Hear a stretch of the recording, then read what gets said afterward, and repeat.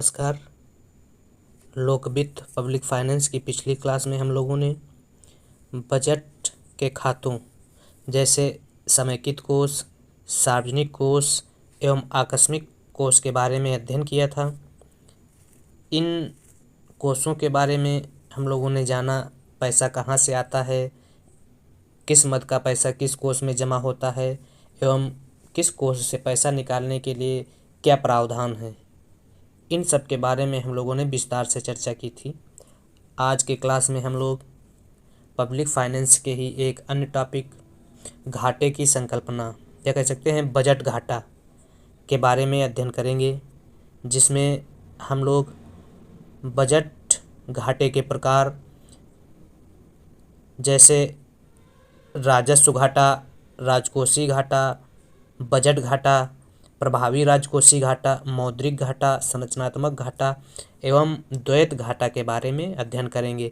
इसके अलावा घाटे के क्या प्रभाव हैं तथा घाटे से निपटने के क्या उपाय किए जा सकते हैं, इन सब के बारे में भी हम लोग अध्ययन करेंगे।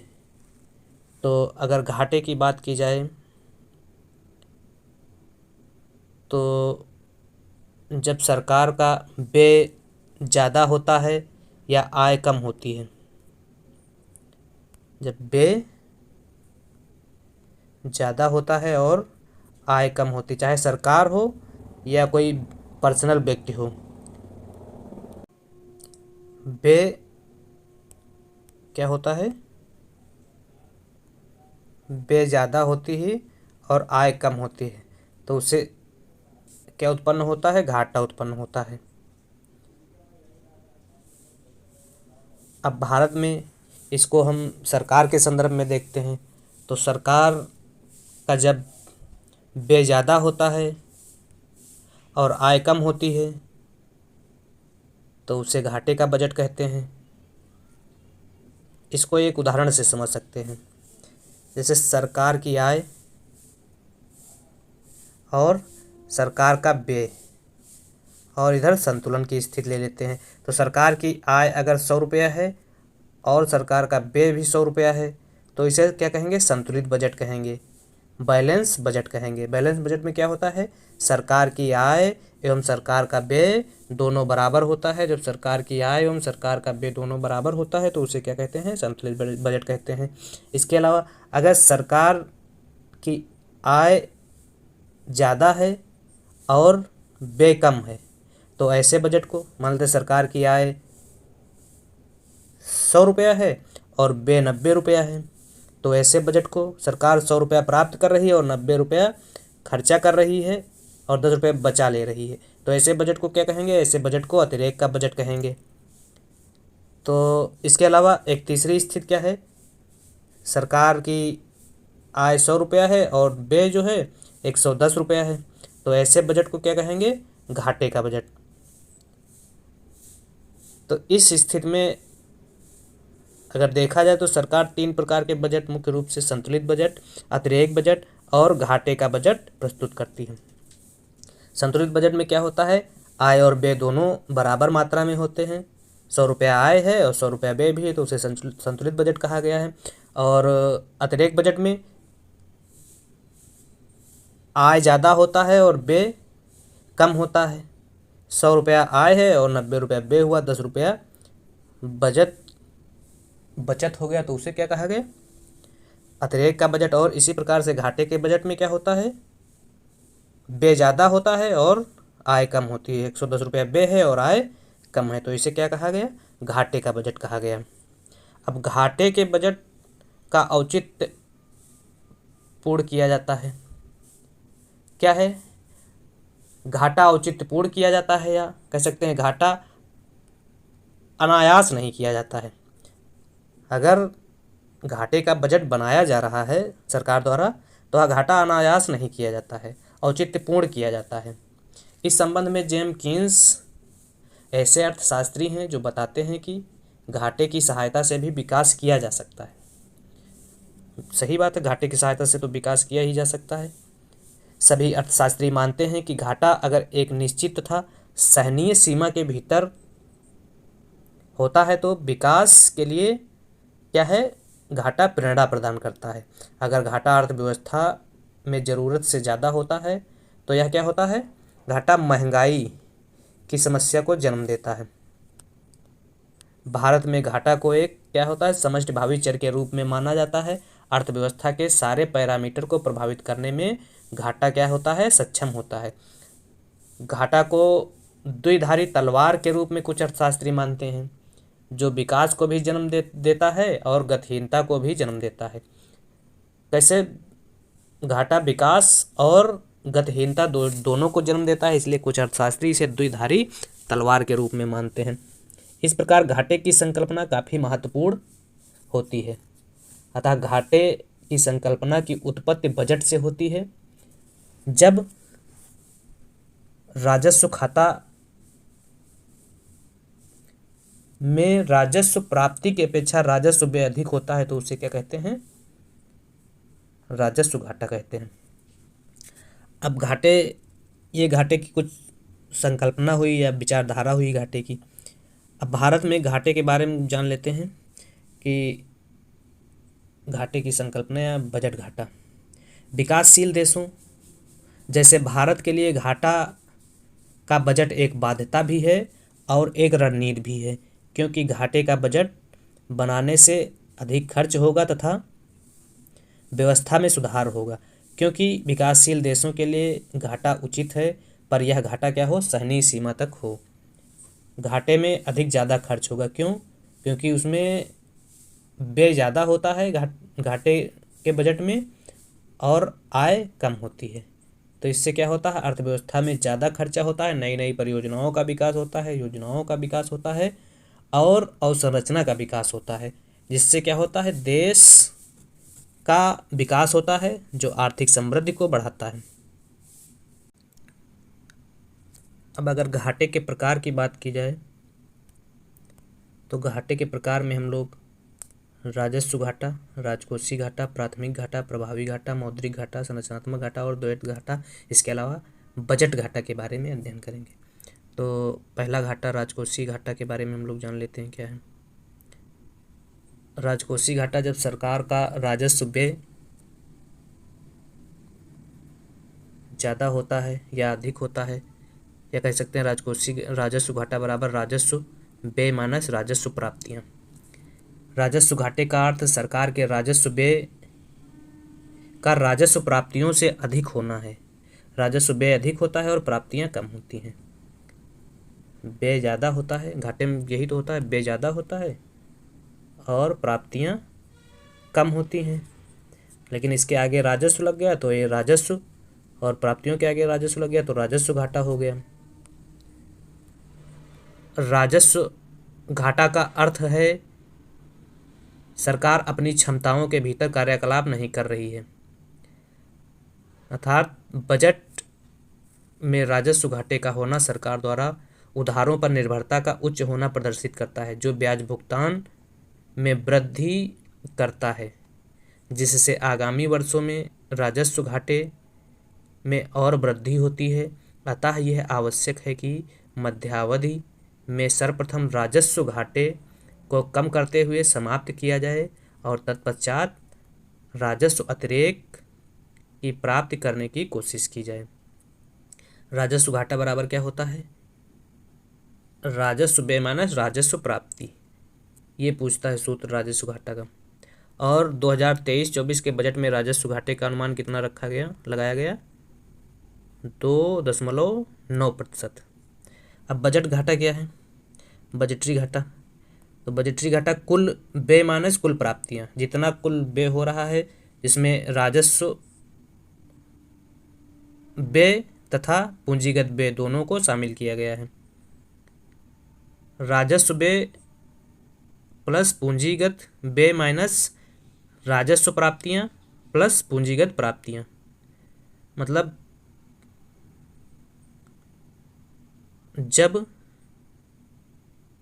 कुल राजस्व व्यय प्लस कुल पूंजी व्यय माइनस कुल पूंजी प्राप्तियां प्लस कुल पूंजी व्यय होता है तो उसे क्या कहते हैं, बजटरी या बजट घाटा कहते हैं। यहाँ प्राप्त की जगह व्यय होगा, ये यहाँ पे, और यहाँ प्राप्ति होगी। तो बजट घाटे, भारत में बजट घाटे की मात्रा एडहॉक ट्रेजरी बिल के आधार पर की जाती थी, अर्थात सरकार इस घाटे को पूरा करने के लिए दो प्रकार के ऋण लेती थी। कौन कौन से ऋण लेती थी? सरकार द्वारा आरबीआई से कर्जा, जिसके लिए सरकार एडहॉक ट्रेजरी बिल जारी करती थी, और सरकार द्वारा आरबीआई से नकदी की निकासी या अपने पैसे को निकालती थी। इस प्रकार बजट घाटे को आरबीआई की नकदी तथा निकासी प्लस एडहॉक ट्रेजरी बिल की मात्रा में भी परिवर्तित किया जा सकता था। यह कह सकते हैं कि बजट घाटा को आरबीआई की नकदी प्लस एडहॉक ट्रेजरी बिल के रूप में स्वीकार किया गया था। अब 1996 में क्या किया गया? 1996 में एडहॉक ट्रेजरी बिल को समाप्त कर दिया गया। इस प्रकार अब बजट घाटा भी अर्थहीन हो गया, अर्थात 1996 से बजट घाटा को समाप्त कर दिया गया। 1997 में एडहॉक ट्रेजरी बिल के स्थान पर अर्थोपाय अग्रिम की घोषणा की गई। अर्थोपाय अग्रिम के तहत सरकार घाटे का न्यूनतम हिस्सा आरबीआई से प्राप्त कर सकती थी, अर्थात कह सकते हैं सरकार को जितना घाटा हो रहा था उसका एक न्यूनतम हिस्सा आरबीआई से ले सकती थी। प्रारंभ में यह सीमा 10,000 करोड़ थी, जिसे वर्तमान में बढ़ाकर 12,000 करोड़ रुपये कर दिया गया है। अब अर्थोपाय अग्रिम के तहत केंद्र सरकार को जो भी आरबीआई से ऋण लेती है उसे किसी भी घाटे में प्रदर्शित नहीं किया जाता है। मतलब अर्थोपाय अग्रिम का जो ऋण लिया जाता है केंद्र सरकार द्वारा आरबीआई से, वह किसी भी घाटे में शामिल नहीं किया जाता है। अगला जो घाटा है राजकोषीय घाटा है। फिजिकल डेफिसिट क्या है? फिजिकल डेफिसिट की शुरुआत 1986 के बजट में सुखमय चक्रवर्ती समिति की अनुशंसा पर किया गया था। इसमें राजकोषीय घाटा अर्थव्यवस्था के वित्तीय स्वास्थ्य का मापक माना जाता है। यह एक वित्तीय वर्ष में सरकार की आय तथा व्यय के मध्य वास्तविक अंतराल को व्यक्त करता है। इसके अलावा सरकार द्वारा अपने व्ययों की वित्तीय वचनबद्धताओं को पूरा करने के लिए कुल उधारों व अन्य देनदारियों की मात्रा को व्यक्त करता है। राजकोषीय घाटा, जितना भी उधार लिया जाता है उसी को राजकोषीय घाटा कहते हैं। एक सिंपल शब्दों में भारत के बजट में पाए जाने वाले विभिन्न प्रकार के घाटों को राजकोषीय घाटा, विभिन्न प्रकार के घाटों में राजकोषीय घाटा जो है सबसे बड़ा होता है। अतः यह वित्त मंत्री के लिए सदैव चिंता का कारण होता है। राजकोषीय घाटे का उच्च स्तर अर्थव्यवस्था के लिए बहुआयामी समस्याएं उत्पन्न करता है। अतः महत्वपूर्ण है कि राजकोषीय घाटे का स्तर वांछनीय और सहनीय सीमा के भीतर बनाए रखा जाए। ये हो गई राजकोषीय घाटे की संकल्पना। अब राजकोषीय घाटे के सूत्र जान लेते हैं। राजकोषीय घाटा बराबर बजट घाटा प्लस आंतरिक एवं बाह्य सार्वजनिक उधारियां। मतलब जितना भी सरकार का व्यय होता है और राजकोषीय घाटा होता है, और जितने भी घाटे होते हैं बजट में सबसे बड़ा जो घाटा है राजकोषीय घाटा है। राजकोषीय घाटा बराबर संपूर्ण व्यय माइनस संपूर्ण प्राप्तियां प्लस सरकारी दायित्व, अर्थात कह सकते हैं बजट घाटा प्लस सरकारी दायित्व को क्या कहा जाता है? राजकोषीय घाटा कहा जाता है। इसके अलावा राजकोषीय घाटा बराबर सरकार की संपूर्ण देयताएं, सरकार की संपूर्ण देयताओं को भी राजकोषीय घाटा कहा जाता है। यदि सरकार की अपनी राजस्व प्राप्तियों से अधिक व्यय करती है तो उसे राजकोषीय घाटा कहा जाता है। राजकोषीय घाटा बराबर क्या होता है? अगला सूत्र जो है राजकोषीय घाटा बराबर कुल व्यय माइनस राजस्व प्राप्तियां प्लस ऋणों की वसूली प्लस अन्य प्राप्तियां। मतलब सरकार का जितना भी खर्चा होता है उसे राजकोषीय घाटा में रखा जाता है। इस प्रकार राजकोषीय घाटा बजट घाटे में सबसे बड़ा घाटा है। और 2023-24 बजट में राजकोषीय घाटे का अनुमान 5.9% रखा गया है। अब प्राथमिक घाटा जान लेते हैं क्या है। प्राथमिक घाटे की संकल्पना 1991 में तत्कालीन वित्त मंत्री डॉक्टर मनमोहन सिंह द्वारा प्रस्तुत की गई थी। प्राथमिक घाटा एक दिए हुए वर्ष में सरकार की कुल व्यय तथा कुल आय के उस अंतराल को व्यक्त करता है जिसके लिए संबंधित वर्ष प्राथमिक रूप से जिम्मेदार होता है। चूँकि वर्तमान वर्ष में चुकाया जाने वाला ब्याज विगत वर्ष के उधारों व देनदारियों के लिए वर्तमान वर्ष में किया जाने वाला भुगतान है, जिसके लिए वर्तमान वर्ष प्राथमिक रूप से उत्तरदायी नहीं होता है। प्राथमिक घाटा एक दिए हुए वर्ष में सरकार के व्यय तथा आमदनी का बेहतर आकलन करता है। क्या होता है? प्राथमिक घाटा बराबर प्राइमरी डिफिसिट बराबर होता है सकल राजकोषीय घाटा फिजिकल डिफिसिट माइनस ब्याज भुगतान। ये भी सूत्र पूछता है। राजकोषीय घाटा बराबर सकल प्राथमिक घाटा बराबर सकल राजकोषीय घाटा माइनस ब्याज भुगतान, ये इसका प्राथमिक घाटे का सूत्र है। अगला प्रभावी घाटा क्या है? प्रभावी राजस्व घाटा, यह घाटे की नई संकल्पना है जिसका प्रतिपादन 2011-12 के बजट में प्रणब मुखर्जी द्वारा किया गया था। यह घाटा बजट के राजस्व खाते में उपस्थित असंतुलन को व्यक्त करता है। यह सरकार की बजटीय संरचना का नया नाम है। प्रभावी घाटा क्या है? राजस्व घाटा माइनस पूंजी संपत्ति के सृजन से संबंधित अनुदान, और 2023-24 के बजट में इसका अनुमान जो है 1.7% रखा गया, जो सबसे कम है। अगर बजट के घाटों को बढ़ते क्रम से घटते क्रम की ओर सजाया जाए तो सबसे बड़ा घाटा जो है राजकोषीय घाटा है, इसके बाद राजस्व घाटा, फिर प्राथमिक घाटा, फिर प्रभावी घाटा। सबसे छोटा जो घाटा है वह प्रभावी घाटा है। तो इसको बढ़ते से घटते क्रम में सजाया जा सकता है। सबसे बड़ा राजकोषीय घाटा, फिर राजस्व घाटा, प्राथमिक घाटा, फिर प्रभावी घाटा। अगला जो घाटा है संरचनात्मक घाटा, स्ट्रक्चर घाटा। यह विकासशील देशों में संरचनात्मक निर्माण के लिए जो अत्यधिक खर्च किया जाता है या पिछड़ेपन को दूर करने के लिए जो उच्च व्यय किया जाता है, उसी व्यय से जो घाटा उत्पन्न होता है उसे संरचनात्मक घाटा कहते हैं, और यह विकासशील देशों में पाया जाता है। तो संरचनात्मक घाटा विकासशील देशों में पाया जाता है, और संरचनात्मक सुधार के लिए जो व्यय किया जाता है उससे उत्पन्न घाटे को संरचनात्मक घाटा कहा जाता है। अगला जुड़वा घाटा क्या है? जब अर्थव्यवस्था में दो प्रकार के घाटे एक साथ पाए जाते हैं तो उसे जुड़वा घाटा कहते हैं। जैसे राजकोषीय घाटा था चालू खाता घाटा को केनेथ हेरो ने क्या कहा? गालब्रेथ केनेथ हेरो ने जुड़वा घाटा कहा। घाटे की सहनीय सीमा क्या है? घाटे के अपने लाभ भी हैं तथा नकारात्मक प्रभाव भी हैं। भारत में घाटा के बाध्यता में नहीं है बल्कि सरकार के लिए रणनीति है। भारत में घाटा जो है बाध्यता नहीं है, सरकार के लिए क्या है? रणनीति का काम करती है। यह रणनीति उस दशा में फलदायक सिद्ध होती है जब घाटा का स्तर एक सहनीय सीमा के भीतर बना रहे। यह सहनीय सीमा कोई निश्चित अंक नहीं है बल्कि एक स्तर है जो अर्थव्यवस्था की दशाओं से संबंधित है।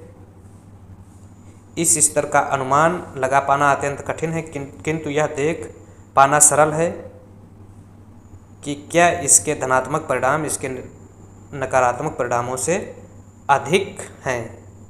घाटे को सदैव जीडीपी के प्रतिशत के रूप में व्यक्त किया जाता है ताकि ये देखा जा सके कि ये सहनीय सीमा के भीतर हैं अथवा नहीं। अब विभिन्न समितियों ने या संस्थाओं ने राजकोषीय घाटे का कितना रखने का अनुमान लगाया है, इसको जान लेते हैं। भारत में राजकोषीय घाटे की स्वीकार्य सीमा के विषय में अलग अलग विचार दिए गए हैं। पहला विचार जो है आरबीआई द्वारा गठित सुखमय चक्रवर्ती ने राजकोषीय घाटे का स्तर जीडीपी के 4% के आसपास रहने की बात कही है। आईएमएफ के अनुसार राजकोषीय घाटे का स्तर जीडीपी के 4% के आसपास होने की बात कही है। इसके अलावा चलैया समिति ने भारत के लिए राजकोषीय घाटा 4 से 5% बीच होने की बात कही है, और आरबीआई द्वारा पूंजी खाते में परिवर्तनीयता पर गठित एसएस तारापोर समिति ने राजकोषीय घाटे की उच्चतम सीमा 3.5% निर्धारित की है। तो कुल मिला के जितनी भी समितियां हैं, सारी समितियों ने राजकोषीय घाटे का स्तर 4 से 5% के बीच में होने की बात औसत रूप से स्वीकार की है। अब घाटे के वित्तीयन के प्रमुख स्रोत क्या क्या हैं? अब घाटे के वित्तीयन के विभिन्न स्रोत हैं तथा प्रत्येक स्रोत के साथ एक प्रमुख समष्टिभावी आर्थिक असंतुलन जुड़ा है। इस घाटे को पूरा करने के लिए अलग अलग मार्ग हैं तथा प्रत्येक मार्ग का अपना दुष्परिणाम है। क्या क्या स्रोत हैं उनको जान लेते हैं। पहला स्रोत है घरेलू उधार, फिर बाह्य उधार, केंद्रीय बैंक से मौद्रिक उधार और विदेशी उधार। ये स्रोत घाटे को पूरा करने के लिए हैं। अब आगे घाटे के प्रभाव के बारे में अध्ययन करेंगे।